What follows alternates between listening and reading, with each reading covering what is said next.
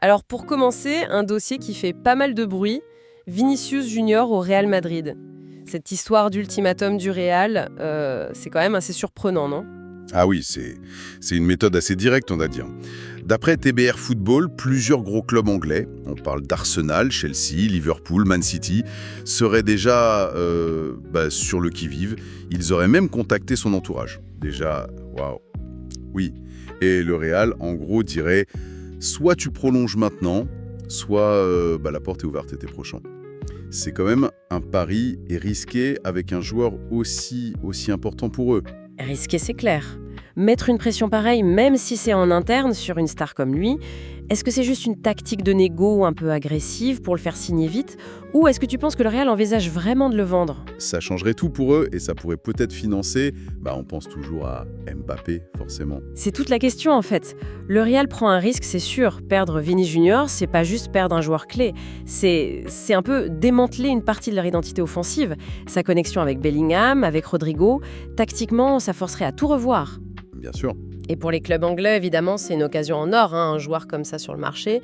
L'ultimatum, ça peut aussi être une façon pour Madrid de tâter le terrain, voir quelles offres pourraient arriver, se préparer au cas où peut-être le joueur lui-même aurait des envies d'ailleurs, qui sait. Intéressant.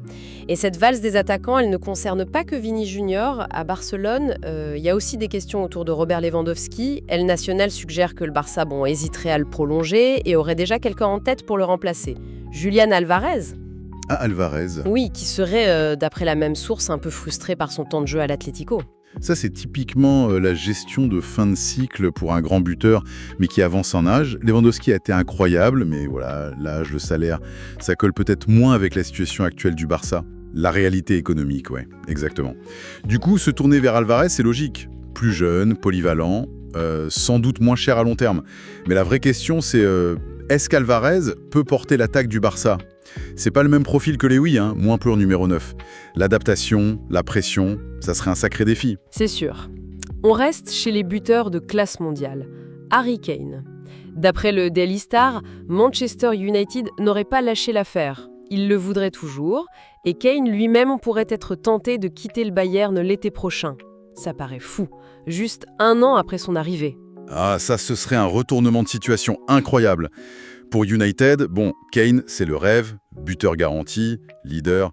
Mais pour le Bayern, quel aveu d'échec ce serait, après tout l'investissement ? Carrément. Alors, on peut se demander, est-ce que Kane est moins heureux que prévu en Allemagne ? Ou est-ce que c'est juste l'appel de la Première Ligue, l'envie de battre ce record de buts qu'il travaille ? Si ça arrive, ça fragilise l'image du Bayern et ça relance complètement United devant. Même la défense n'est pas épargnée. Virgil van Dijk. Bientôt 34 ans, il serait prêt à regarder ailleurs à la fin de son contrat avec Liverpool, selon @Fijasnet, et l'Atlético Madrid serait sur les rangs. Là, on touche un symbole. Van Dijk, c'est l'image du grand Liverpool de Klopp. Son départ, même si c'est lié à l'âge, ce serait vraiment la fin d'une époque. Ça obligerait Liverpool à repenser toute sa défense. Une page qui se tourne. Voilà. Et pour l'Atlético, ce serait un coup énorme. Même à 34 ans, son intelligence de jeu, son leadership, c'est intact. Il apporterait une sérénité incroyable à la défense de Simeone. Ça montre que l'expérience a encore une valeur immense. Après ces géants confirmés, passons à la nouvelle génération, celle qui affole le marché, souvent avec des prix qui donnent le tournis.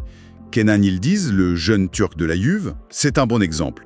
Goal nous dit qu'Arsenal s'est renseigné. La Juve aurait déjà dit non à Chelsea et ne discuterait qu'à partir de 85 millions de livres. 85 millions. Oui, 85 millions, ça montre bien la folie spéculative autour des très jeunes. La Juve est très ferme. Soit on paye le prix fort pour ce qu'il voit comme un futur crack mondial, soit il reste à Turin. Ils croient énormément en lui, mais ils veulent aussi maximiser sa valeur tout de suite. Mais c'est fou ce prix. Oui, mais ce qui est notable, c'est que même cette somme, ça ne semble plus complètement faire peur à des clubs comme Arsenal ou Chelsea.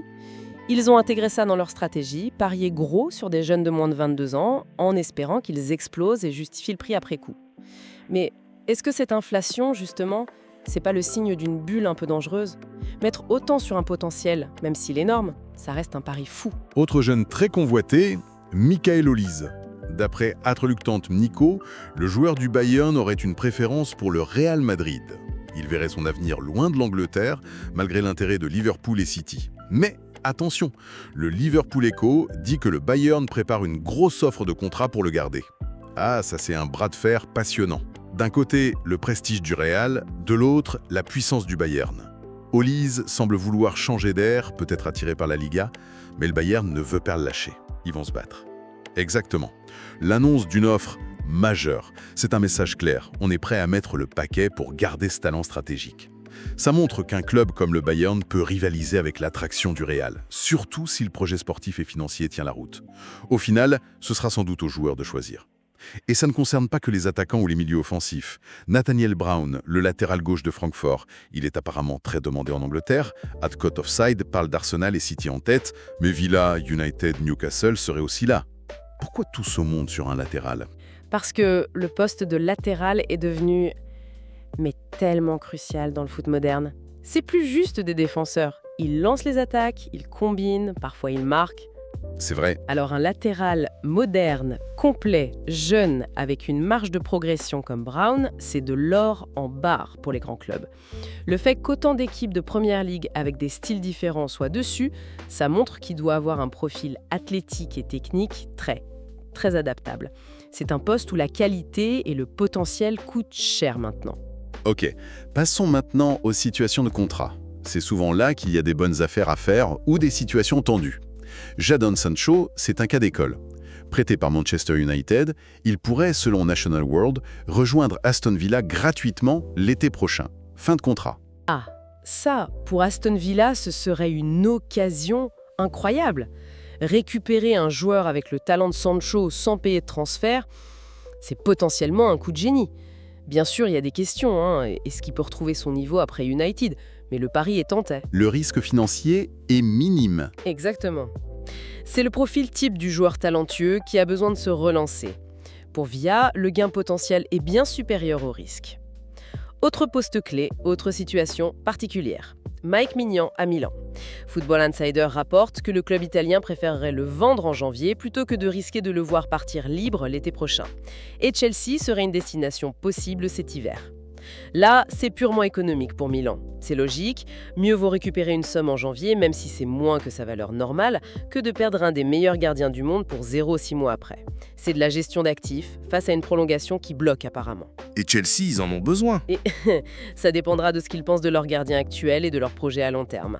Mais Maignan, c'est une garantie de très haut niveau. Heureusement, parfois, ça se termine bien. Frenkie de Jong, on l'a souvent annoncé partant du Barça, mais finalement, d'après El Mundo Deportivo, il serait tout près de signer un nouveau contrat de 4 ans. L'accord serait trouvé. Ah, si ça se confirme, c'est une super nouvelle pour Barcelone. Au milieu de toutes leurs difficultés financières, sécuriser De Jong à long terme, ce serait un signal fort. C'est un des rares joueurs de classe mondiale qu'ils ont. Il est essentiel à leur jeu. Ça apporterait de la stabilité. Énormément. Ça montrerait que le projet reste attractif malgré tout. C'est clé pour l'entraîneur. Et à l'autre bout du spectre, le jeune Kobbie Mainoo à Manchester United.